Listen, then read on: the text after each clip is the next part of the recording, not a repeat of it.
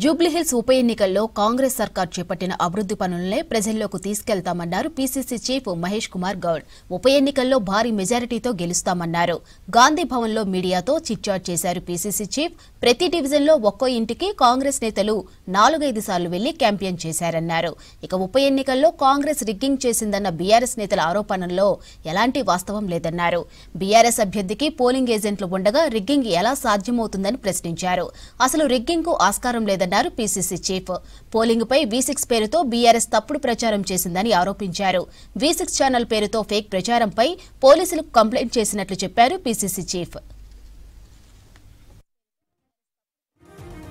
టీసీసీల ఎంపికపై కసరత్తు తుది దశకు చేరిందన్నారు PCC chief. Final list AICC ఎప్పుడైనా ప్రకటించే ఛాన్స్ ఉందన్నారు. అటు కేబినెట్ విస్తరణ హైకమాండ్ సీఎం రేవంత్ రెడ్డి తీసుకునే నిర్ణయంపైనే ఆధారపడి ఉంటుందని చెప్పారు. లోకల్ బాడీ ఎన్నికలపై జూబ్లీహిల్స్ బైపోల్ రిజల్ట్ తర్వాతే ఫోకస్ పెడతామన్నారు. ఇక లోకల్ బాడీపై అధిష్టానంతో మాట్లాడి ముందుకెళ్తామని చెప్పారు. ఇక ఢిల్లీ పేలుళ్లకు కేంద్రం వైఫల్యమే కారణమన్నారు మహేష్ కుమార్.